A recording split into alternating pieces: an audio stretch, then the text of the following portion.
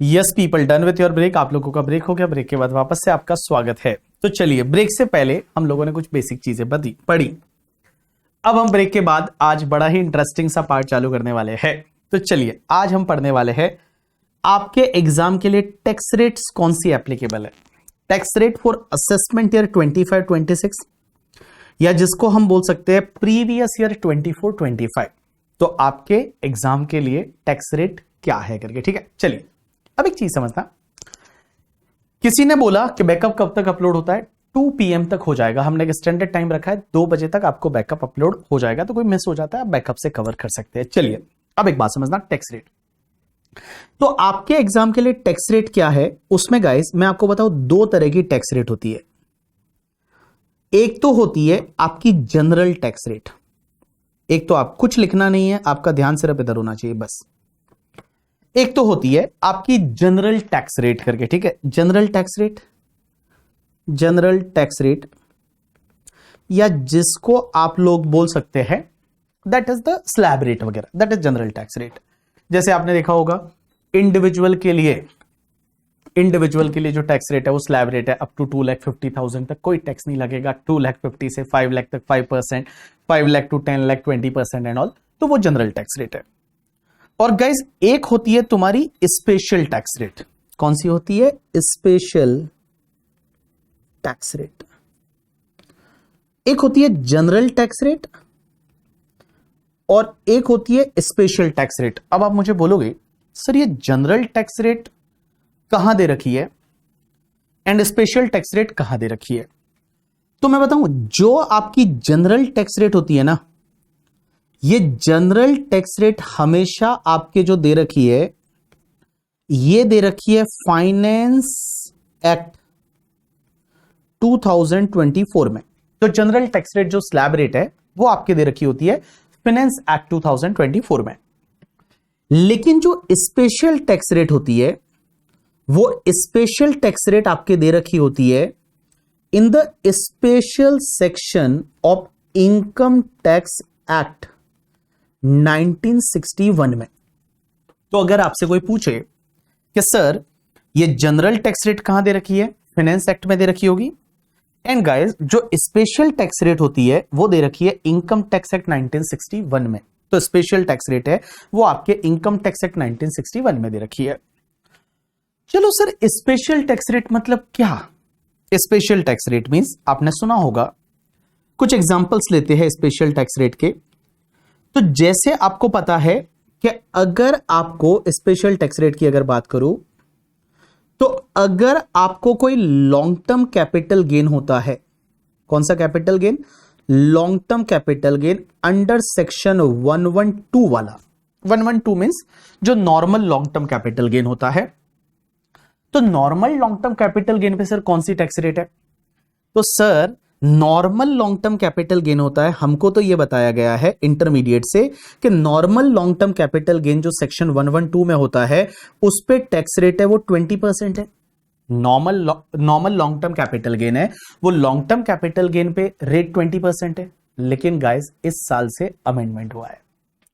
Amendment यह हुआ कि लॉन्ग टर्म कैपिटल गेन है उस पे टैक्स रेट 20% है, लेकिन ये 20% का टैक्स रेट लगेगा अप टू आपने जो असेट ट्रांसफर की है, that is transfer up to 22 जुलाई 2024 तक। अगर आपने 22 जुलाई 2024 तक कोई असेट को ट्रांसफर कर दिया तो आपका लॉन्ग टर्म कैपिटल गेन है that is going to be taxable at the rate 20%, जो आपने पहले से पढ़ा हुआ है। लेकिन उसके बाद किया तो, अगर उसके बाद किया तो आपका एक अमेंडमेंट आ गया है, और अमेंडमेंट यह बोलता है कि अगर आप उसके बाद करते हो तो अभी आपकी टैक्स रेट 12.5% हो गई है। अगर आपका ट्रांसफर होता है असेट का विथ इफेक्ट फ्रॉम 23 जुलाई 2024, तो 23 जुलाई 2024 के बाद आपकी टैक्स रेट है वो 12.5% हो गई है। पहले जो है वो 20% थी और अब आपकी 12.5% हो गई है। अब आपका डाउट ये रहेगा कि सर पूरे साल के कैपिटल गेन पे ना बाबा ना। देखो, अगर आपकी असेट ट्रांसफर होती है वो 22 जुलाई 2024 तक होती है तो आपका 20% का टैक्स रेट। एंड गाइस, आपका अगर यहां 23 जुलाई 2024 या उसके बाद होता है तो आपकी टैक्स रेट 12.5% होगी, लेकिन इंडेक्सेशन का बेनिफिट नहीं मिलेगा। वो मैं आपको कैपिटल गेन में बता दूंगा, वो मैं आपको कैपिटल गेन में बता दूंगा। अब आप मुझे बोलोगे कि सर ये डेट 23 जुलाई क्यों ली? आपको 23 जुलाई है वो याद रखना है, क्योंकि इस बार बहुत सारे ऐसे अमेंडमेंट है जो 23 जुलाई से एप्लीकेबल हुए हैं। तो 23 जुलाई इसलिए लिया गया, 23 जुलाई 2024 को निर्मला सीतारमण जी ने बजट प्रेजेंट किया। तो देखो, यहां पे जब मैं आपको बजट की बात कर रहा था तो जो तुम्हारा सेकंड वाला बजट है वो 23 जुलाई 2024 को प्रेजेंट किया। तो 23 जुलाई 2024 से काफी सारे अमेंडमेंट्स हुए हैं रेट्स में, तो आपको ये याद रखनी पड़ेगी डेट। तो 23 जुलाई 2024 या उसके बाद में अगर आपने कोई भी long term capital asset transfer किया जिस पे लॉन्ग टर्म कैपिटल गेन हुआ, तो उस पर्टिकुलर केस में आपका 12.5% टैक्स रेट रहेगा। पहले अगर आपने ट्रांसफर कर दिया था तो आपका 20% रहेगा। अब एक और चीज समझना, आपको पता है एक और लॉन्ग टर्म कैपिटल गेन होता है जिसको हम शेयर मार्केट से लॉन्ग टर्म कैपिटल गेन बोलते हैं। एक लॉन्ग टर्म कैपिटल गेन होता है अंडर सेक्शन 112A वाला, under section 112A long term capital gain under section 112A वाला होता है।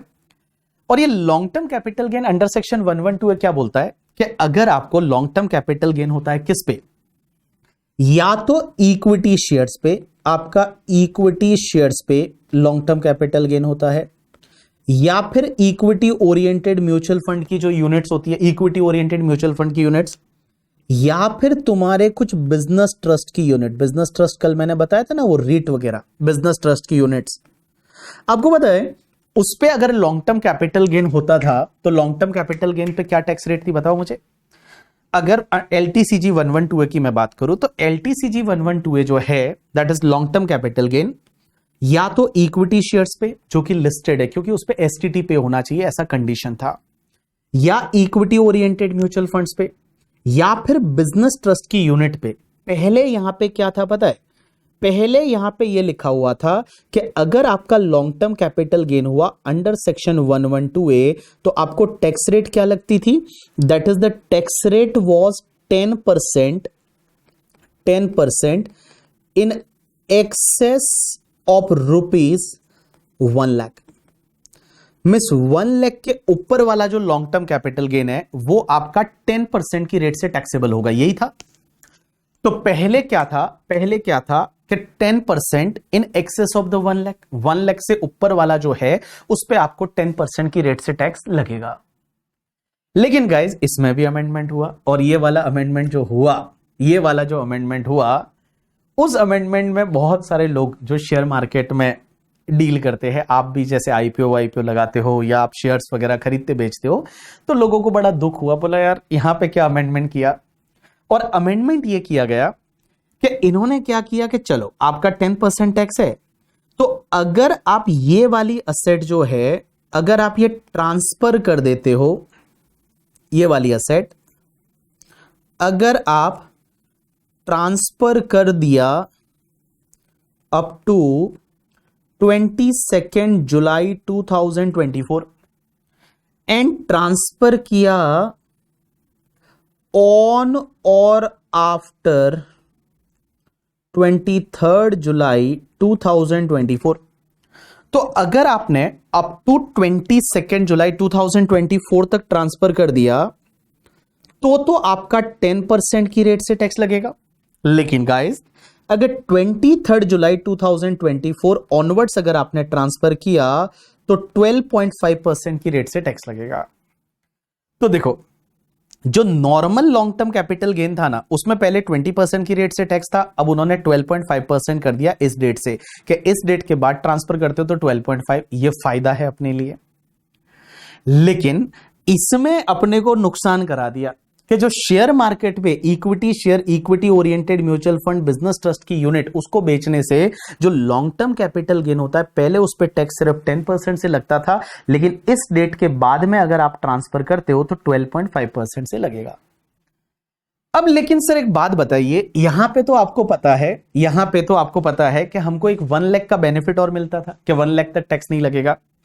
तो इन्होंने क्या किया, ये 1 लाख का जो बेनिफिट था, उस 1 लाख के बेनिफिट को उन्होंने बढ़ा के 1,25,000 कर दिया, जिससे कि शेयर मार्केट में ज्यादा दिक्कतें ना आए। तो इन्होंने क्या किया कि ये जो टैक्स लगेगा ना, वो इन एक्सेस ऑफ रुपीज जो पहले 1 लाख हुआ करता था, इस 1 लाख को इन्होंने हटा के और 1,25,000 रुपीज कर दिया। मींस 1,25,000 से ऊपर वाला जो लॉन्ग टर्म कैपिटल गेन होगा, that is going to be taxable at the rate 10% और 12.5%। यू गॉट माई पॉइंट और नॉट? यस। सो इसको आपका लिमिट इंक्रीज करके 125 कर दिया। अब मेरा डाउट आप लोगों से यह है कि सर एक बात बताओ, ये जो एनहांस लिमिट हुआ है 1 लाख से 125, ये पहले वाले कैपिटल गेन पे भी लगेगा 125, या सिर्फ बाद वाले कैपिटल गेन पे ही लगेगा? मैं जो बोलने जा रहा हूं समझो, मैं जो बोल रहा हूं आप समझ रहे हो मैं क्या बोल रहा हूं? मैं जो बोलने जा रहा हूं वो आप समझ रहे हो मैं क्या बोल रहा हूं?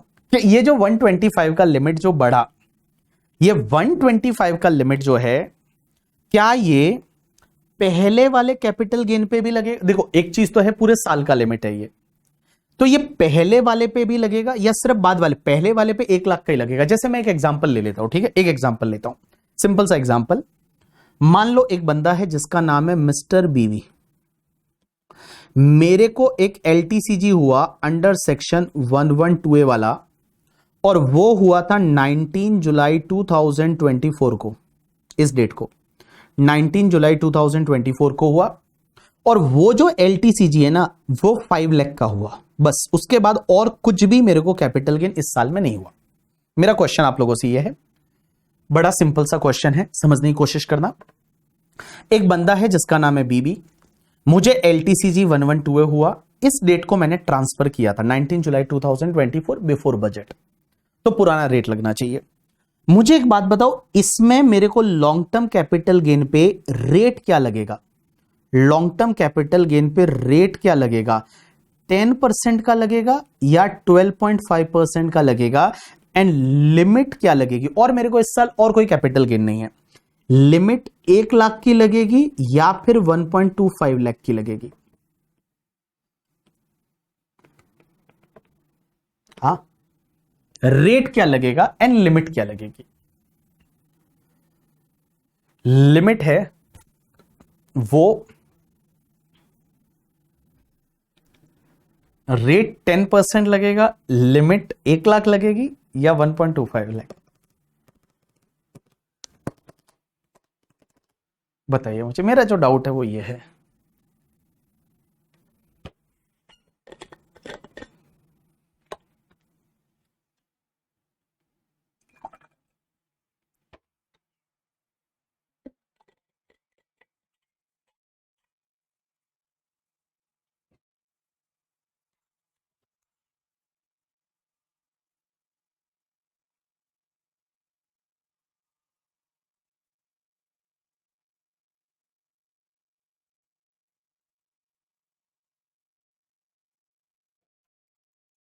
राइट आंसर इज, चलिए एक पॉइंट में तो किसी को डाउट नहीं है, और वो पॉइंट ये है कि रेट हमको 10% लगेगी। सीधा आपने बताया रेट इज 10%, इसमें किसी को कोई डाउट नहीं है। My rate will be the 10%, 10% की रेट लगेगी, 12.5% की नहीं लगेगी।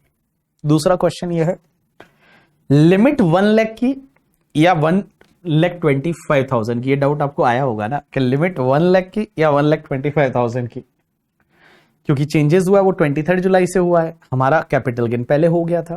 तो लिमिट इस पे 1 लाख की लगेगी या 1,25,000? राइट आंसर इज, यहां पे जो लिमिट है वो आपको 1,25,000 की मिलेगी। रेट 10% लगेगा, लिमिट पूरे साल के लिए चेंज की है, लिमिट पूरे साल के लिए चेंज की है 1,25,000, but rate amendment is applicable from the 23 जुलाई 2024। तो लिमिट आपको 1,25,000 मिलेगी। एंड गाइज रेट जो है वो पहले कैपिटल गेन हुआ 22 जुलाई 2024 तक, उस पे 10% और उसके बाद में हुआ उस पे 12.5% है, वो आपका लग जाएगा। यू गॉट माई पॉइंट और नॉट? यस सर, ऐसा कहां दे रखा है? तो भैया आपको बेरेक्ट की मैंने बुक दी है इस बार। देखो आपके पास ये बुक आएगी अभी जो रेगुलर बैच वाले हैं। दिस इज द कॉम्पैक्ट 3.0 करके है, ये मेरे पास आ गई, आपके पास भी 2-4 दिन में पहुंच जाएगी करके, ठीक है। उसके बाद दिस इज द कंपाइलर, ये कंपाइलर रहेगा और उसके साथ में एक आपकी ये बेरेक्ट वाली जो प्रोविजन है वो बुक रहेगी, जिसमें बेरेक्ट का मतलब रॉ फॉर्म में लॉ दे रखा है। बट ऐसे क्यों? ऐसे क्यों? चलो ना इंटरप्रेट करेंगे। आपने तो रेगुलर बैच लिया है, तो इंटरप्रेट तो करना पड़ेगा कि देखो लॉ में क्या लिखा हुआ है। तो चलिए अपन एक काम करते हैं, लॉ में चलते हैं और कैपिटल गेन में ये सेक्शन डाली गई है, मतलब अमेंडमेंट की गई है ये सेक्शन। और चलिए कैपिटल गेन में इन्होंने कैसे अमेंडमेंट किया है मैं आपको बता देता हूं। इधर देखिए सब लोग, अभी आपको मैं सेटिस्फाइड करता हूं कि वाई 1,25,000 फॉर होल ईयर। देखो this is the amendment.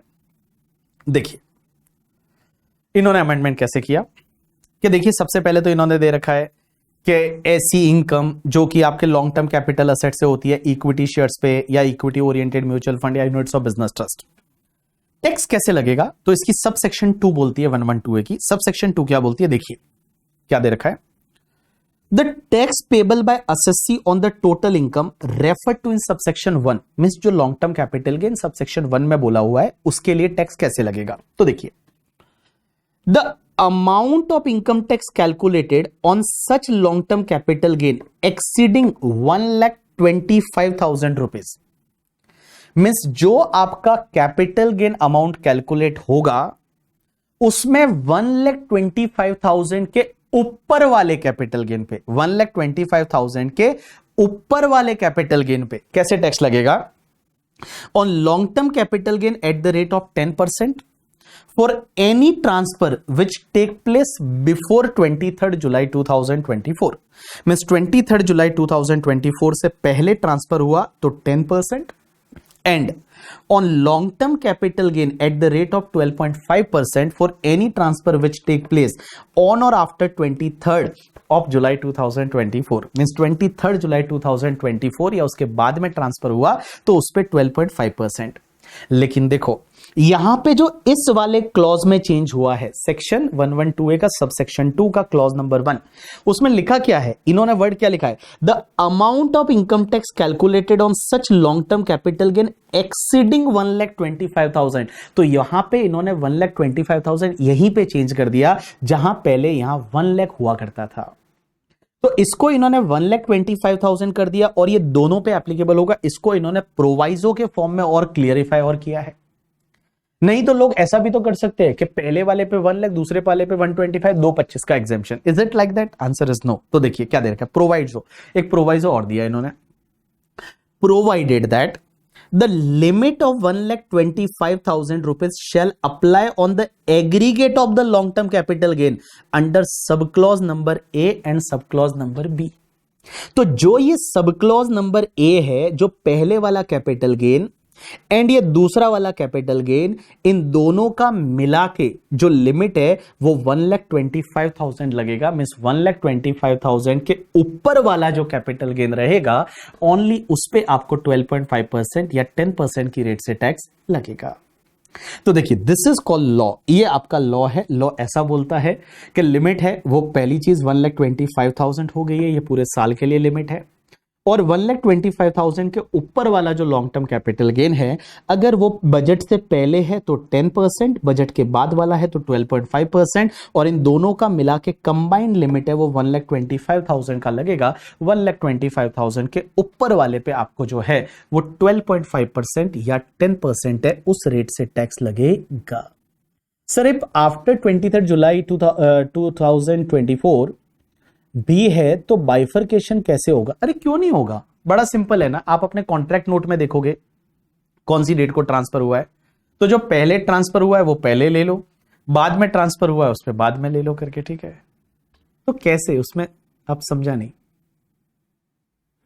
Sir it is applicable from assessment 25-26 only, right? If we yet to file No, assessment at 25, 20. Anisha, it is like applicable from the 23rd July 2024. So obviously it is applicable for next assessment year. चलिए,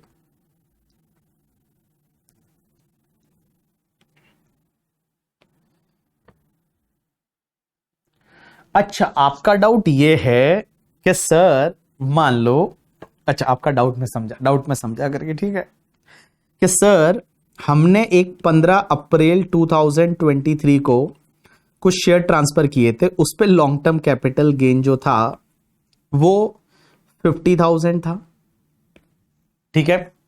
उसके बाद हमने 19 जुलाई 2023 को और किए, उस पे भी 50,000 था लॉन्ग टर्म कैपिटल गेन। उसके बाद हमने 17 अगस्त 2024, 23 से बाहर आना पड़ेगा, लास्ट ईयर था ना, 24 उसमें सर 70,000 था। एंड उसके बाद 19 दिसंबर 2024 को किया, उसमें भी आपका 75,000 का कैपिटल गेन था। अब डाउट ये है कि सर एक बात बताओ, 125 का लिमिट किसके सामने यूज करें? बिकॉज हमारा जो लॉन्ग टर्म कैपिटल गेन है, वो लॉन्ग टर्म कैपिटल गेन कितना हुआ, लॉन्ग टर्म कैपिटल गेन कितना हुआ, तो 50,000 plus 50,000 plus 70,000 plus 75,000, it's comes to 2,45,000। हाँ भाई, 2,45,000। तो 2,45,000 का कैपिटल गेन हुआ शेयर मार्केट पे। तो सर हम जो लिमिट है 125 की, वो किसके सामने यूज करें? अगर हम इसके सामने यूज कर, क्योंकि यहां पहले जो, इससे पहले मैं यहां पे एक थीन लाइन ड्रॉ कर रहा हूं, ये वाली डेट, कि चलो सर इससे पहले जो ट्रांसफर हुआ, इस पे टैक्स रेट जो है वो 10% थी, और इसके बाद वाले पे टैक्स रेट 12.5% है। तो भाई साहब आप मुझे एक बात बताओ, हम किसके सामने इसको यूटिलाइज करें? तो देखो, अभी तक इसको लेके कोई क्लैरिटी नहीं है कि आपको फीफो मेथड फॉलो करना है या लीफो मेथड फॉलो करना है। तो मेरे पास चॉइस है। जब भैया क्लैरिटी नहीं है तो मेरे पास चॉइस है ना। तो मेरे पास अगर मान लो, देखो अगर उन्होंने बोला कि फीफो मेथड फॉलो करना है, तो फीफो मेथड फॉलो करना होता तो मेरे को ऑब्वियसली पहले 50,000 इसके सामने एडजस्ट करो, फिर 50,000 इसके सामने एडजस्ट करो, फिर जो है वो रिमेनिंग वाला 25,000 इसके सामने एडजस्ट करो। बट ऐसा अभी तक कहीं पे कुछ बोला नहीं है, ऐसा कुछ बोला नहीं है। तो इस पर्टिकुलर केस में आप अपनी मर्जी है उसके सामने यूज कर लो, सीधी सी बात है। अभी तक कोई क्लैरिटी नहीं है, देयर में भी पॉसिबिलिटी रिटर्न फाइल करते टाइम अगले साल कुछ ऐसा क्लैरिटी दे दे, बट अभी तक कोई क्लैरिटी नहीं है। तो क्लैरिटी नहीं है तो उस पर्टिकुलर केस में ऐसा हो सकता है कि आप क्या करोगे कि 75,000 आप यहां से यूज कर लो। भाई 75,000 आपने यहां से यूज कर लिया, तो 1,25,000 माइनस 75,000, आपके पास में 125 माइनस 75, तो आपके पास 50 बचा। 50 आप यहां से यूज कर लो, तो 50 आप यहां से यूज कर लिया, तो आपका 1,25,000 पे टैक्स नहीं लगा, और उसके रिमेनिंग वाले पे टैक्स लगेगा। तो एक बात समझिए, ये जो 50,000 है now it will be taxable at the rate 10%। ये जो 50,000 है it is going to be taxable at the rate 10%।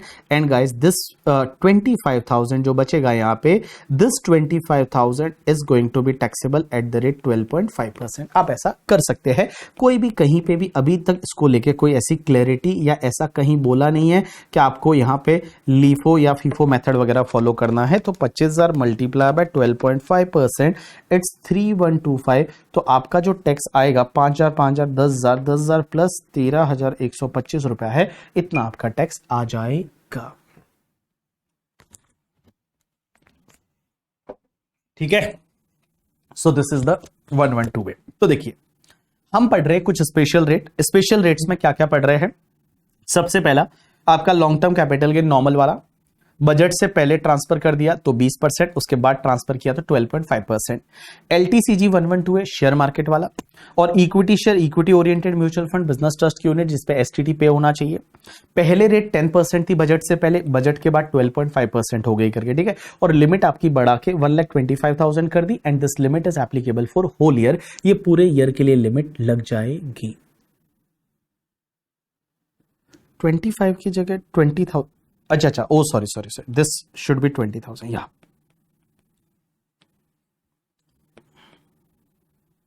20,000 multiply by 12.5%।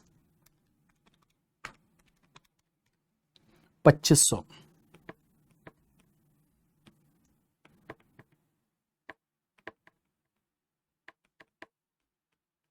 Tax है वो 12,500 आएगा।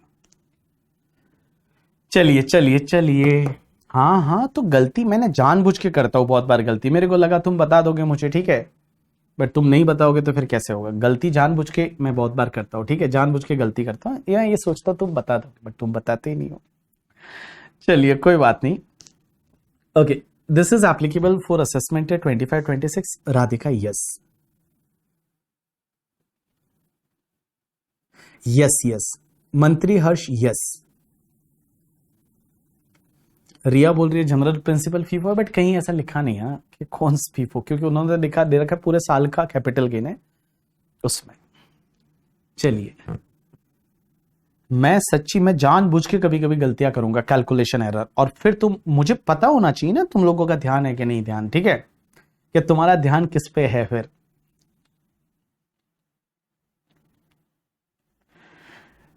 अरे रुक जाओ एक बार, ये 2 अलग अलग डीमेट से हुआ तो क्या होगा, मेरे पास 4 डीमेट है तो क्या होगा, सब आएगा, तुम रुक जाओ, मेरी बात सुनो भाई। अभी चालू कर रहे हैं, अभी टैक्स रेट पढ़ रहे हैं, कैपिटल गेन नहीं पढ़ा है, और टैक्स रेट में मुझे जरूरत पड़ेगी इन रेट्स की, इसलिए मैं यहां पे बता रहा हूं। चलिए, उसके बाद आपको पता है एक सेक्शन हुआ करती है जिसका नाम है section number short term capital gain under section 111A, और ये 111A वाला शॉर्ट टर्म कैपिटल गेन किस पे होता है, तो 111A वाला शॉर्ट टर्म कैपिटल गेन होता है या तो इक्विटी शेयर्स पे, या इक्विटी ओरिएंटेड म्यूचुअल फंड पे, या फिर बिजनेस ट्रस्ट की यूनिट्स पे। और अगर short term capital gain 111A वाला है, इक्विटी शेयर्स पे, इक्विटी ओरिएंटेड म्यूचुअल फंड पे, बिजनेस ट्रस्ट की यूनिट पे, तो गाइज इसमें भी चेंज आया। भाई साहब हम आईपीओ लगाते थे, आईपीओ में पैसा वैसा फटाफट कमा लेते थे, तो पहले टैक्स कितना लगता था, तो आपने अगर ट्रांसफर किया अप टू 22 जुलाई 2024 तक, तो पहले टैक्स लगता था सिर्फ 15%, 15%। लेकिन इसके बाद, बजट के बाद, मींस ऑन और आफ्टर 23 जुलाई 2024, तो आपको जो टैक्स लगेगा वो 20% लगेगा। तो यहां पे भी बड़ा दुख हुआ, ठीक है, यहां पे भी लोगों को बड़ा दुख हुआ। Earlier it was 15%, now it is 20%। तो देखिए स्पेशल टैक्स रेट की हम बात कर रहे हैं, कुछ स्पेशल टैक्स रेट मैंने आपको बताई। तो स्पेशल टैक्स रेट क्या है, तो स्पेशल टैक्स रेट ऐसी होती है जो हमारे इनकम टैक्स एक्ट 1961 में दे रखी होती है। एग्जाम्पल के लिए लॉन्ग टर्म कैपिटल गेन हुआ तो पहले उस पर 20% टैक्स था, बजट के बाद उस पर 12.5%। ये एक फायदा है। ये फायदा किसके लिए है नहीं है वो अपन एक बार कैपिटल गेन डिस्कस करेंगे, इंडेक्सेशन डिस्कस करेंगे, तब बातें करेंगे। बट आप समझिए ये 20% से रिड्यूस करके 12.5 कर दी गई है। जो शेयर मार्केट वाला लॉन्ग टर्म कैपिटल गेन है उसमें 10% की जगह 12.5% कर दी गई है बजट की डेट से बाद, उस डेट या उसके बाद। एंड लिमिट जो 1 लाख की थी वो 125 की कर दी गई है। उसके बाद में जो short term capital gain share market से होता है, वो शॉर्ट टर्म कैपिटल गेन जो है वो शॉर्ट टर्म कैपिटल गेन है, उस पे पहले 15% की रेट थी, अब उस पे 20% की रेट हो गई है 23 जुलाई 2024, या उसके बाद में अगर आप ट्रांसफर करोगे तो उस पर्टिकुलर केस में 20%। अब एक बात समझना, ये तो कुछ स्पेशल टैक्स रेट हो गई, लेकिन आपने ये भी सुना होगा जैसे विनिंग की इनकम होती है उस पर 30% टैक्स लगता है। तो जो विनिंग की इनकम होती है, विनिंग्स की इनकम होती है, उस पे आपका 30% टैक्स लगता है। ये एक स्पेशल टैक्स रेट है। ऐसे ही आपने सुना होगा कि एक सेक्शन 115BAA है, आपने ऑफिस में देखा होगा कि कंपनीज अगर चाहे तो 22% टैक्स पे कर सकती है। या फिर कंपनीज है एक 115BAB भी होती है जिसमें कंपनी चाहे तो 15% टैक्स पे कर सकती है कुछ स्पेसिफिक कंडीशंस के साथ। इंडिविजुअल के टैक्स केस में भी आपको पता है कि स्पेशल टैक्स रेट है 115BAC करके आया है, उसमें अमेंडमेंट हुआ है। और BAC है उसमें वो एक नया स्लैब रेट इन्होंने डाल दिया है कि लाइक 3 लाख तक कोई टैक्स नहीं लगेगा, 3 लाख टू सीधा 7 लाख तक 5%, 7 लाख टू 10 लाख है वो 10%, 10 लाख टू 12 लाख है उस पर 15%, 12 लाख से 15 लाख है वो वाला स्लैब रेट। तो दिस इज द 115BAC। तो ये सब जो मैं डिस्कस कर रहा हूं ना आपके साथ में, ये सब स्पेशल टैक्स रेट है। और स्पेशल टैक्स रेट कहां दे रखी है? इनकम टैक्स एक्ट 1961 में दे रखी है। लेकिन गाइस आज अपन स्पेशल टैक्स रेट से पहले आज हम जनरल टैक्स रेट पढ़ेंगे। तो स्पेशल टैक्स रेट को थोड़ी देर के लिए गोली मारो। अब अपन बात करते हैं जनरल टैक्स रेट की कि आपके एग्जाम के लिए जनरल टैक्स रेट क्या क्या है। अब एक बात समझना, जनरल टैक्स रेट है वो आपके लिए क्या है? जो जनरल टैक्स रेट्स के केस में एक चीज ध्यान रखना, जनरल टैक्स रेट्स के केस में क्या होता है कि जनरल टैक्स रेट बोलते किसको है? तो जनरल टैक्स रेट जो है वो फाइनेंस एक्ट में दे रखी होती है। और वो कैसे लगता है जनरल टैक्स रेट? इनकम पे कैसे लगता है? तो देखो, सबसे पहले पता है आपको 5 हेड ऑफ इनकम होता है आपका। सबसे पहला आपका इनकम फ्रॉम सैलरी, जो आपका डिफिकल्ट वाला टॉपिक था, सीए इंटरमीडिएट में सैलरी बहुत सारी लिमिट्स एंड ऑल। दूसरा इनकम फ्रॉम हाउस प्रॉपर्टी। तीसरा आपका बिजनेस एंड प्रोफेशन। चौथा income from capital gain. Income from other sources. ये जो 5 हेड की इनकम होती है, इस इनकम को हम बोलते हैं gross total income. And guys ये जो ग्रॉस टोटल इनकम होता है ना, इसमें से आपको कुछ डिडक्शन अलाउ होते हैं, डिडक्शन अंडर चैप्टर 6A, और वो डिडक्शन लेस करने के बाद जो बचेगा इसको बोला जाएगा नेट टैक्सेबल इनकम या फिर टोटल इनकम भी बोलते हैं। नेट टैक्सेबल इनकम या टोटल इनकम। तो देखिए आपकी इनकम कैसे निकालते हैं। तो इनकम निकालने के लिए पहले आपके पास में 5 हेड है, salary, house property, PGBP, capital gain, other sources, GTI, minus deduction, NTI. ये एनटीआई जो होती है ना, नेट टैक्सेबल इनकम या टोटल इनकम, इस पे टैक्स लगाते हैं, पहली चीज ध्यान रखना, ये जो आपकी टोटल इनकम होती है, it has to be rounded off in the nearest rupees of the 10। Nearest rupees of 10 में आपको राउंडेड ऑफ करना पड़ेगा। अब आप बोलोगे राउंडेड ऑफ कैसे करेंगे? तो जैसे मेरी इनकम 5,60,512 है, तो मुझे मेरी इनकम कितनी लेनी पड़ेगी पता है टैक्स निकालने के लिए? 5,60,510 means nearest rupees of the 10 1 2 3 4 है, तो आप लोअर 10 में आ जाइए। एंड अगर 5 6 7 8 9 है तो आप अपर 10 में चले जाइए। तो नियरेस्ट रुपीज ऑफ द 10 में आपको राउंडेड ऑफ करना है। अगर मान लो मेरा इनकम 5,60,515 है, तो आपको क्या करना पड़ेगा? 5,60,520 लेना है। नियरेस्ट रुपीज ऑफ द 10 5 है, तो आप ऊपर वाले 10 में जाइए। 1 2 3 4 है, तो आप लोअर वाले 10 में आइए। अब एक बात समझना, अगर मान लो 5,60,519 है, तो आपको क्या करना पड़ेगा? 560,520 है, ये आपको अपनी इनकम लेनी पड़ेगी। तो आपकी इनकम है वो नियरेस्ट रुपीज ऑफ द 10 में आपको राउंडेड ऑफ करना है करके, ठीक है। तो सेक्शन हुआ करती है 288A करके, और 288A में ऐसा बोला हुआ है कि आपको जो है वो आपको राउंडेड ऑफ करना पड़ेगा। ये सेक्शन हुआ करती है 288A करके, उसमें ऐसा बोल रखा है। चलिए अब एक और चीज समझना, सर आप बोल रहे हो जनरल टैक्स रेट, तो जनरल टैक्स रेट होता क्या है? तो जनरल टैक्स रेट की बात करते हैं। बड़ी जनरल टैक्स रेट में कोई चेंज नहीं किया इन्होंने, there is no change in the general tax rate. General tax rate में ये लोग बोलते हैं कि अगर कोई भी इंडिविजुअल है, एचयूएफ है, एओपी है, बीओआई है, या आर्टिफिशियल जुरिडिकल पर्सन है, 5 लोग। कौन कौन? Individual, HUF, AOP, BOI, artificial juridical person. इनके केस में जनरल टैक्स रेट क्या है? तो ये लोग बोलते हैं कि अगर इनका इनकम, टोटल इनकम जो है वो अप टू 2,50,000 है, तो उस पर कोई टैक्स नहीं लगेगा। डैश पे डैश, बोर्ड पे ध्यान दो, चुपचाप बैठे रहो, बोर्ड पे ध्यान दो, देखते जाओ। टोटल इनकम अप टू 2,50,000 है, there is no tax at all, there is no tax. 2,50,000 है, कोई भी टैक्स नहीं आएगा। अब एक बात समझना, आपकी टोटल इनकम है वो 2,50,000 से ज्यादा है एंड अप टू 5 लाख है, तो उस पे आपको 5% की रेट से टैक्स आएगा। जो भी आपकी इनकम 5 लाख से ज्यादा है एंड अप टू 10 लाख है, तो गाइज आपको 20% की रेट से टैक्स आएगा। एंड 10 लाख से ज्यादा है तो आपको 30% की रेट से टैक्स आएगा। तो देखो मैंने क्या बोला, आपकी जो टोटल इनकम है वो अप टू 2,50,000 है, there is no tax at all. इस 2,50,000 जो होता है ना, इसको हम लोग बहुत बार बेसिक एग्जेम्पशन बोलेंगे। क्या बोलेंगे? Basic exemption. लेकिन एक और चीज बता दूं, लॉ में बेसिक एग्जेम्पशन को बेसिक एग्जेम्पशन वर्ड नहीं बोला जाता। लॉ में इसके लिए जो एक वर्ड यूज होता है ना, दैट इज MANCT। आप बोलोगे MANCT ये क्या है? MANCT का मतलब होता है maximum amount which is not chargeable to tax. तो देखो लॉ में क्या लिखा होता है, लॉ में जो है वो कहीं पे भी बेसिक एग्जेम्पशन वर्ड यूज नहीं होता। लॉ में इसके लिए वर्ड यूज होता है that is maximum amount which is not chargeable to tax. Maximum amount which is not chargeable to tax. तो मैक्सिमम अमाउंट कितना है जो कि नॉट चार्जेबल टू टैक्स है, जिसको आप लोग बेसिक एग्जेम्पशन भी बोल सकते हैं। तो 2,50,000 is basic exemption.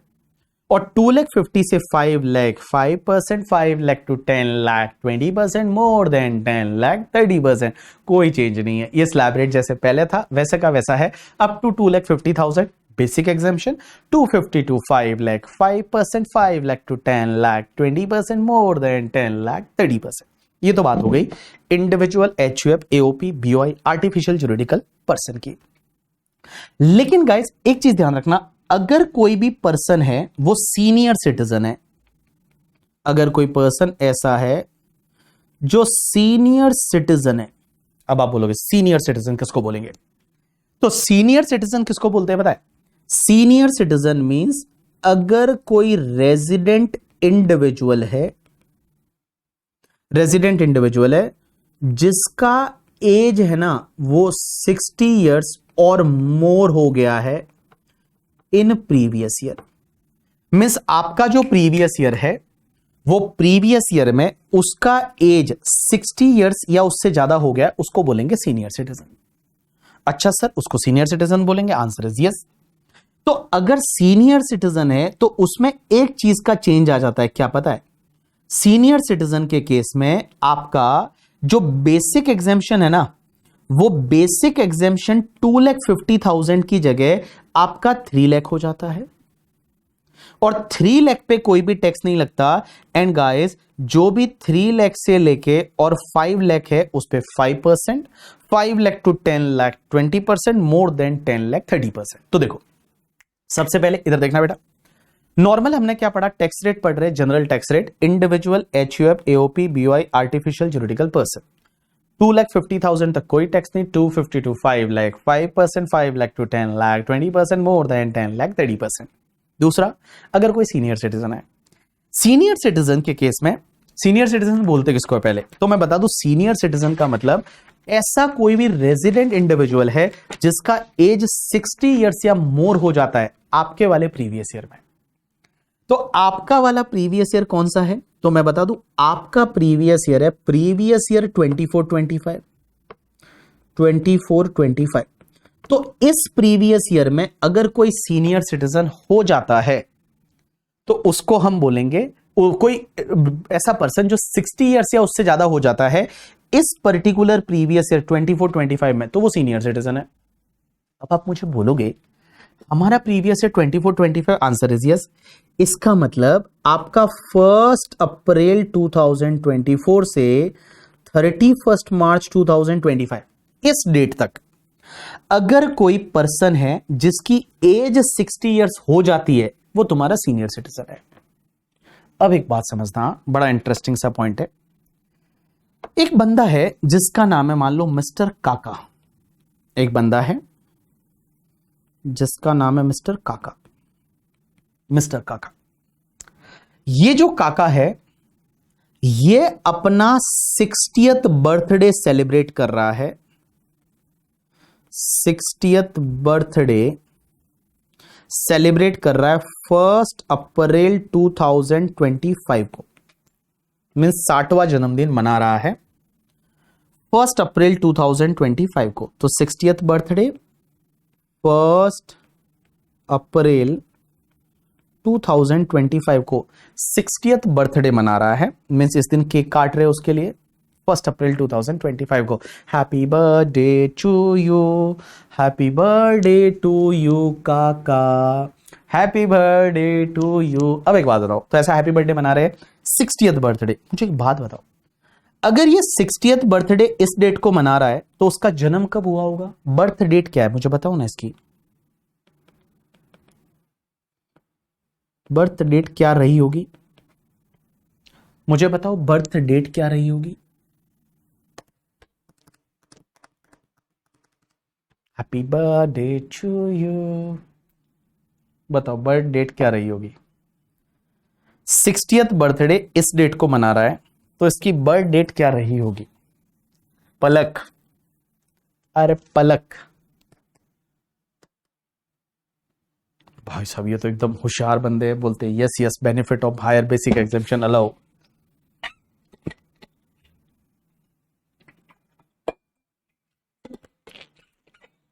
Sir inter भी आप ही से पढ़े थे तो हमको याद है।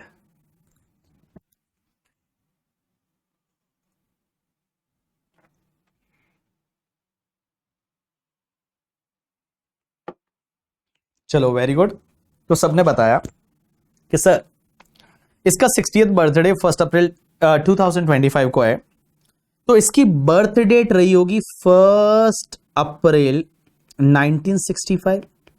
अब क्वेश्चन यहां पे ये आता है कि सर देखो हमारा प्रीवियस ईयर कौन सा है? 24-25, और हमारा जो प्रीवियस ईयर है वो 24-25 है। तो जो प्रीवियस ईयर 24-25 है वो 1 अप्रैल 2024 से चालू होता है, 31 मार्च 2025 तक कंप्लीट होगा। लेकिन ये अपना बर्थडे है वो तो यहां पे मना रहा है, इस डेट के बाद यहां मना रहा है। सो ऑन द 1 अप्रैल 2025 वो क्या कर रहा है? 60th बर्थडे सेलिब्रेट कर रहा है। तो इस दिन अगर वो 60th बर्थडे सेलिब्रेट कर रहा है 1 अप्रैल 2025 को, मेरा क्वेश्चन ये है कि उसका 60 ईयर का एज कब कंप्लीट माना जाएगा? क्या जिस दिन बर्थडे सेलिब्रेट कर रहा है उसी दिन माना जाएगा या फिर उसके लास्ट डे पे माना जाएगा? मींस एक बात बताओ, क्योंकि अपना लॉ क्या बोलता है कि सीनियर सिटीजन वो तभी बनेगा जब 60 इयर्स का एज आपके प्रीवियस ईयर में होना चाहिए, और आपके लिए प्रीवियस ईयर 1 अप्रैल 2024 से लेके और 31 मार्च 2025 है। एंड ये बंदा अपना जो 60th बर्थडे सेलिब्रेट कर रहा है वो 1 अप्रैल 2025 को कर रहा है। तो मुझे एक बात बताओ, इसका 60 इयर्स ऑफ एज कब कंप्लीट माना जाएगा? जिस दिन बर्थडे सेलिब्रेट कर रहे हो उसी दिन या उसके पिछले दिन? अगर देखो इसी दिन आप 60 इयर्स मानोगे तो भैया इस साल में आप 60 इयर्स के नहीं हुए, आपको बेसिक एग्जामिशन है वो 2,50,000 का मिलेगा। लेकिन अगर आप ये बोलते हो कि नहीं नहीं हम तो लास्ट डेट को मान लेंगे कि उसका 60 इयर्स ऑफ एज कंप्लीट हो गया, तो उस पर्टिकुलर केस में इस साल में करंट ईयर में मिस्टर काका को हायर बेसिक एग्जामिशन का बेनिफिट मिल जाएगा। चलिए उसी दिन या पिछले दिन?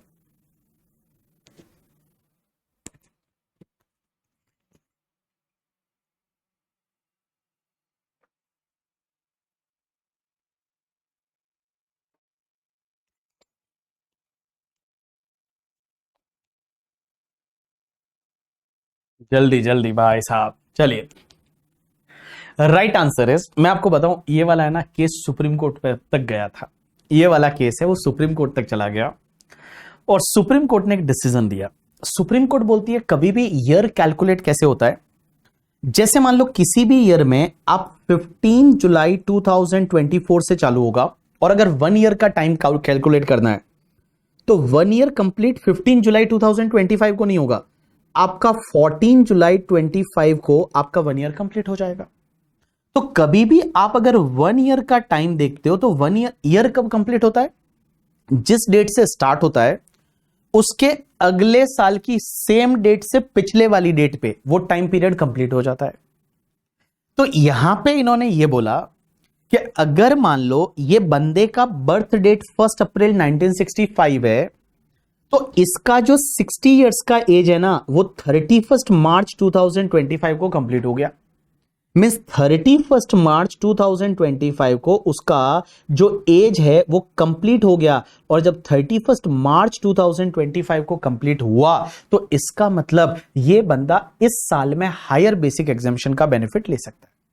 इस साल में ये बंदा हायर बेसिक एग्जामिशन का बेनिफिट ले सकता है। तो ध्यान रखना, अगर एग्जामिनर ऐसा कभी दे दे कि कोई बंदा ऐसा है जिसका 60 इयर्स ऑफ एज कंप्लीट हो रहा है 1 अप्रैल 2025 को, तो भी आप ये मानोगे that 60 years of age complete हो गया ऑन द 31 मार्च 2025, उसके पिछले दिन, and he can claim the higher basic exemption. Higher basic exemption है या MANCT का बेनिफिट ले सकता है। यू गॉट माई पॉइंट और not? Yes, maximum amount which is not chargeable to tax.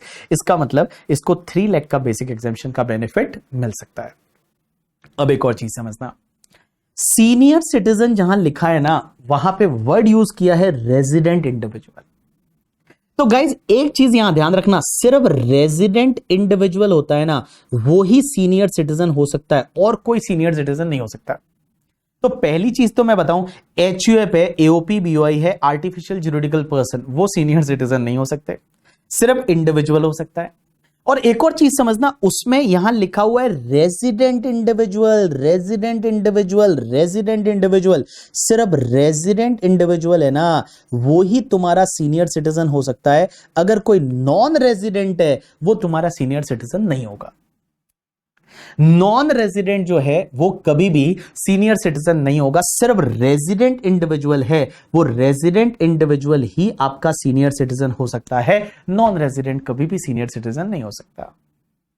तो एग्जामिनर आपको दे सकते हैं कैसे, कि जैसे मान लो एक बंदा है जिसका नाम है mister Sam, and mister Sam non resident है, एंड गाइस उसकी जो एज है वो 72 ईयर्स है।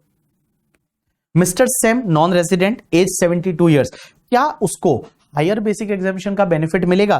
क्या उसको बेसिक एग्जामिशन 2,50,000 वाली मिलेगी या 3 लाख वाली मिलेगी? राइट आंसर इज 2,50,000 वाली मिलेगी, 3 लाख वाली नहीं मिलेगी। बिकॉज ये बंदा जो है ये सीनियर सिटीजन नहीं है। सीनियर सिटीजन का मतलब ही क्या होता है कि आपका रेजिडेंट बंदा होना चाहिए एज पर सेक्शन 6(1) के हिसाब से वगैरह। वो अगर रेजिडेंट है तो ही वो सीनियर सिटीजन है, अगर वो रेजिडेंट नहीं है तो वो सीनियर सिटीजन नहीं। तो रेजिडेंट इंडिविजुअल है वो ही तुम्हारा सीनियर सिटीजन माना जाएगा। तो resident individual as 60 years or more in the previous year, that is called senior citizen. You got my point और नॉट? यस, बोथ ऑर्डिनरीली हो या नॉट ऑर्डिनरीली हो उससे कोई फर्क नहीं पड़ता। अगर वो रेजिडेंट है, रेजिडेंट का मतलब वो R and OR भी हो सकता है, या फिर R but NOR भी हो सकता है, चलेगा, कोई भी हो वो सीनियर सिटीजन माना जाएगा अगर उसका एज 60 इयर्स या उससे ज्यादा प्रीवियस ईयर में हो जाता है तो करके। ठीक है, चलिए अब एक और चीज समझना, अब एक और चीज समझना। सर अगर कोई सुपर सीनियर सिटीजन है, तब ये क्या होता है? Super senior citizen, super senior citizen, super senior citizen किसको बोलते हैं बताए? कि अगर कोई रेजिडेंट इंडिविजुअल है जिसका एज 80 इयर्स और मोर हो जाता है इन प्रीवियस ईयर, मतलब जिसका एज 80 इयर्स या उससे ज्यादा हो जाता है इन प्रीवियस ईयर, लेकिन ये भी रेजिडेंट होना चाहिए, as 80 years or more in previous year. तो गाइज इसके केस में क्या है ना, अप टू 5 लाख तक कोई भी टैक्स नहीं है, up to 5 lakh no tax means basic exemption. उसके बाद 5 लाख से लेके and up to 10 lakh 20%, and more than 10 lakh है वो आपका 30% की रेट से टैक्स लगेगा। यहां पे 5% वाला स्लैब ही नहीं है। तो जिसका एज 80 इयर्स या उससे हो जाता, ज्यादा हो जाता है इन प्रीवियस ईयर, अब इसमें भी वही फंडा लगेगा कि अगर कोई ऐसा रेजिडेंट इंडिविजुअल है जो अपना 80th बर्थडे सेलिब्रेट कर रहा है 1 अप्रैल 2025 को, 80th बर्थडे, तो भी हम ये मानेंगे कि उसने 31 मार्च 2025 को अपना 80 इयर्स ऑफ एज कंप्लीट कर दिया है, एंड उसको हायर बेसिक एग्जामिशन का बेनिफिट मिल जाएगा। तो चलिए अपन ने अभी जनरल टैक्स रेट पढ़ा, बोलो जनरल टैक्स रेट, अरे बोलो जनरल टैक्स रेट, अरे बोलो general tax rate, general tax rate. अब एक बात समझना, जनरल टैक्स रेट क्या है? सबसे पहले individual, HUF, AOP, BOI, artificial juridical person up to 2,50,000 dash पे डैश मींस 2,50,000 तक कोई टैक्स नहीं। 250 to 5 lakh 5%, 5 lakh to 10 lakh 20%, more than 10 lakh 30%। अरे खजूर लोगों, मेरे साथ साथ बोलना है और ऐसे ही राइम में बोलना है, ठीक है? मैं जैसा बोल रहा हूं वैसे बोलना है करके, ठीक है? ऐसे ऐसे वैसे मतलब ऐसे बैठे बैठे ऐसे मम्मी बोलेगी क्या बोल रहा है ये, ठीक है? बोलना है, ठीक है? मम्मी को लगना चाहिए कि बच्चा पढ़ रहा है। घर पे बैठे हो तो बोलना तो पड़ेगा ही ना, मुझे सब सुनाई देता है। और नहा के बैठा करो करके, ठीक है? वो बंदा बैठा है ऐसे ही, मतलब क्या थोड़ा नहा के बैठने का बेटा, ठीक है? और ऐसे रजाई वजाई को छोड़ के ऐसे बारिश हो रही है बाहर मस्त मजे ले रहे हो, वैसा नहीं, ठीक है? थोड़ा नहा के बैठना है। चलो, मुझे सब दिख रहा है। आप जब बैठे हो ना, हमने ऐसा कैमरा लगा रखा है तुम्हारे लैपटॉप में, तो मुझे सब दिखता है कि तुम लोग कैसे बैठे हो, क्या कर रहे हो, ठीक है? तो अच्छे से बैठो, तैयार हो गए थोड़ा। चलिए अब अपन एक बार वापस से चालू करेंगे। इंडिविजुअल, एचयूएफ, एओपी, बीओआई, अपन पढ़ रहे general tax rate. In case of individual, HUF, AOP, BOI, artificial juridical person up to 2,50,000 there is dash पे dash 250 to 5 lakh 5%, 5 lakh to 10 lakh 20%, more than 10 lakh 30%। In case of senior citizen, senior citizen का मतलब होता है resident individual as 60 years or more in previous year up to 3 lakh dash पे dash, ठीक है? Dash पे dash 3 lakh to 5 lakh 5%, 5 lakh to 10 lakh 20%, more than 10 lakh 30%। अब एक और चीज समझना, अगर कोई सुपर सीनियर सिटीजन है, सुपर सीनियर सिटीजन का मतलब होता है अगर कोई रेजिडेंट इंडिविजुअल है जिसका एज 80 ईयर्स या उससे ज्यादा हो चुका है in previous year up to 5 lakh there is no tax, 5 lakh to 10 lakh 20%, more than 10 lakh 30%, 5 lakh to 10 lakh 20%, more than 10 lakh 30%। अब एक चीज समझना, ये तो हो गई जनरल टैक्स रेट। लेकिन गाइस ये जो टैक्स लगता है ना, इन टैक्स पे सरचार्ज भी लगता है। सरचार्ज सरचार्ज सरचार्ज, ये जो आपकी इनकम पे टैक्स लगेगा, पहले टैक्स लगने के बाद इस टैक्स पे भाई साहब क्या लगने वाला है? सरचार्ज, सरचार्ज लगने वाला है। अब लोग सर सरचार्ज लगेगा? हाँ हाँ बाबू सरचार्ज लगेगा। अब एक बात समझना, ये बोलते हैं मैंने लैपटॉप का जो कैमरा है ना उसके सामने कुछ डाल दिया है, उसको एकदम टेप कर दिया है करके, ठीक है? भाई साहब मुझे सब दिखता है, तुम जो है ऐसे मतलब अच्छे कपड़े पहन के नहा के बैठा करो, ठीक है? सरचार्ज, सरचार्ज का मतलब होता है एक्स्ट्रा टैक्स, ज्यादा टैक्स। हमारी गवर्नमेंट बोलती है कि जब आप ज्यादा कमा रहे हो ना, निर्मला सीतारमण जी, निर्मला ताई बोलेंगे हम लोग, निर्मला ताई बोलती है आप ज्यादा कमा रहे हो तो ज्यादा टैक्स भरो, ज्यादा कमा रहे हो तो ज्यादा टैक्स भरो। और उसके लिए उन्होंने लगाया सरचार्ज। सरचार्ज किसको लगता है, कैसे लगता है समझना, मेरे को नहीं लगता। तो देखो, अगर आपकी टोटल इनकम जो है, total income means net taxable income, total income मतलब ये वाली इनकम, यही है 5 हेड की इनकम की टोटल, इसको बोलते हैं जीटीआई। जीटीआई में से डिडक्शन लेने के बाद इसको बोलेंगे टोटल इनकम। ये वाली इनकम, ये वाली जो इनकम है इसको बोलेंगे टोटल इनकम, ये वाली इनकम, ठीक है? एनटीआई या टोटल इनकम, ये वाली इनकम है ना आपकी टोटल इनकम। अगर आपकी टोटल इनकम 50 लाख रुपए तक ही है, means up to 50 lakh, means आप जो है वो 50 लाख रुपया कमा रहे हो साल का, बहुत है 50 लाख रुपया जिंदगी में जिंदा रहने के लिए। 50 लाख बहुत ज्यादा, लाइक इतना बहुत है। तो अगर आप 50 लाख रुपए तक ही कमा रहे हो, आपकी टोटल इनकम 50 लाख तक ही है, तो आपको there is no surcharge, means आप पे कोई सरचार्ज नहीं लगेगा। 50 लाख तक कमा रहे हो, कोई सरचार्ज नहीं।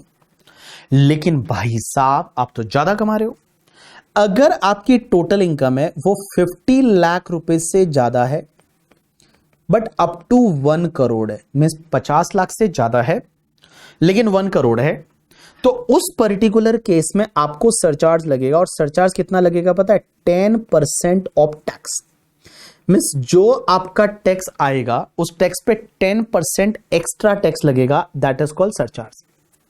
10% पे एक्स्ट्रा टैक्स लगेगा, that is called surcharge.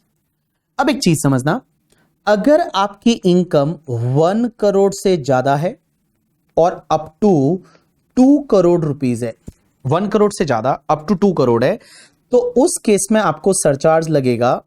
That surcharge will be the 15% of the tax, means जो भी टैक्स आएगा उस पे आपका 15% है वो सरचार्ज लगेगा। लेकिन आपकी इनकम, आप तो बहुत रईस हो, साल के 2 करोड़ से ज्यादा कमा रहे हो और 2 करोड़ से लेके और 5 करोड़ तक का आपका इनकम है, तो आपको जो सरचार्ज लगेगा वो लगेगा 25% ऑफ टैक्स। एंड गाइस, अगर आपकी 5 करोड़ से भी ज्यादा इनकम है, भाई साहब आप तो अल्ट्रा रईस हो करके, ठीक है, अल्ट्रा रईस हो, 5 करोड़ से ज्यादा की अगर आपकी इनकम है तो बाबू आपको सरचार्ज कितना लगेगा पता है?